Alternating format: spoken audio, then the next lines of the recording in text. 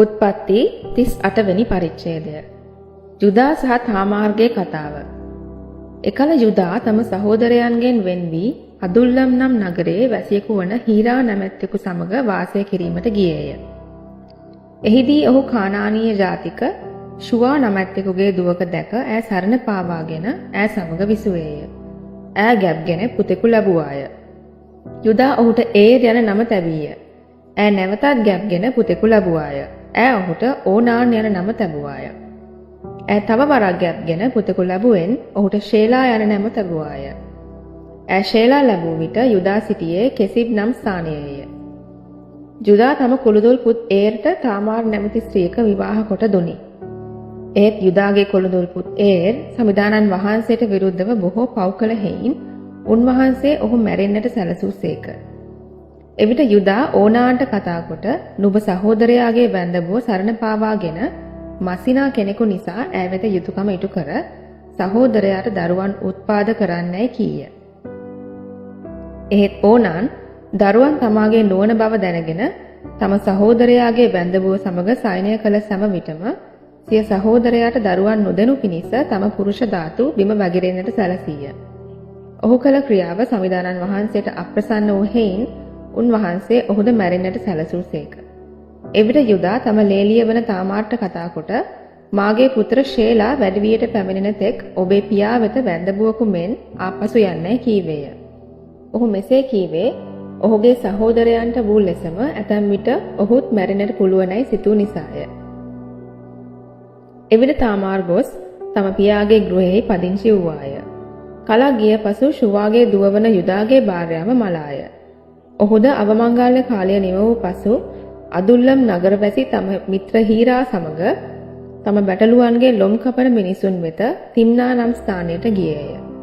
ඔබේ මාමණ්ඩී ඔහුගේ බැටළුවන්ගේ ලොම් කපන පිණිස තිම්නාට යන්නේය කියා තාමාට දනන ලදින් ඈ තම කණවැන්දුම් ඇඳුම් ඉවතලා මුහුණු වැස්මකින් තම මුහුණ වසා පොරවාගෙන තිම්නාවට යන මග ඒනයිම් නම් නුවරට ඇතුළු වන ස්ථානයෙහි වාඩි වූවාය.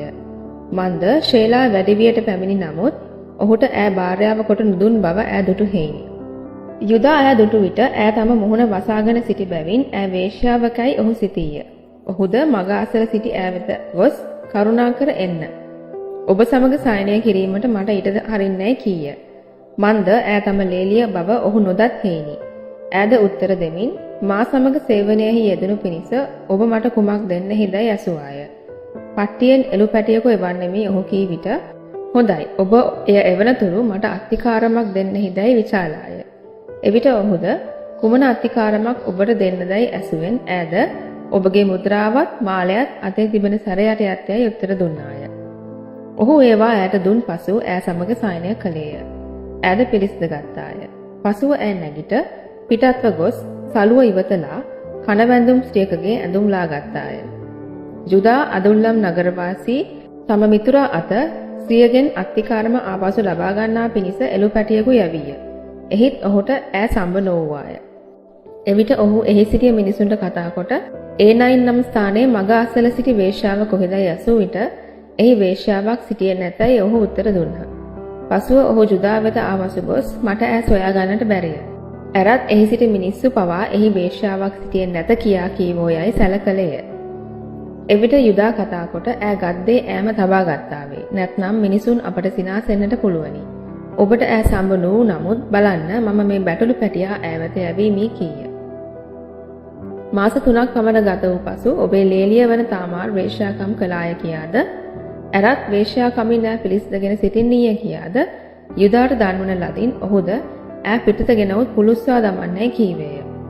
ඈද පිටතට ගෙනනු ලැබූ විට තම මාමණ්ඩිට පණිවුඩයක් යවමින් මේවා යම් කෙනෙකුගේද ඒ මිනිසාට දාව මම පිළිස්ද ගත්තෙමි. එබැවින් කරුණාකර මේ බඩුවන මුද්‍රාවත් මාලයත් සැර යටියත් කාගේද කියා විමසා බලන්නයි කීවායි.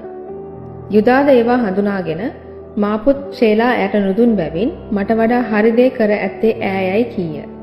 එහෙත් ඉන්පසු ඈ සමග ඔහු සයනය කළේ නැත. ඈ ප්‍රසව වේදනාවෙන් පසුවන විට පුදුමයකි. ඇගේ කුසේ නිමුල්ලු සිටියහ. ඈ දරුවන් ලබන කල එක දරුවෙක් අත පිටතට දැමීය.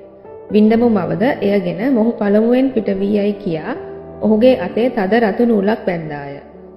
එහෙත් ඔහු අත ඇතුළට ඇදගත් විට ඔහුගේ සහෝදරයා බිහි විය. එවිට වින්නොබ මවද ඔබ කඩා බිඳගෙන ආ සැටි යසයි කියා ඔහුට පෙරෙස් යන නම තැබුවාය. ඉන්පසු තම අතේ තදරතු නූල බැඳි ඔහුගේ සහෝදරයා බිහි විය. ඔහුට ෂෙරා යන නම දෙන ලදී. දෙවියන් වහන්සේගේ වචනයට ස්තුති වේවා.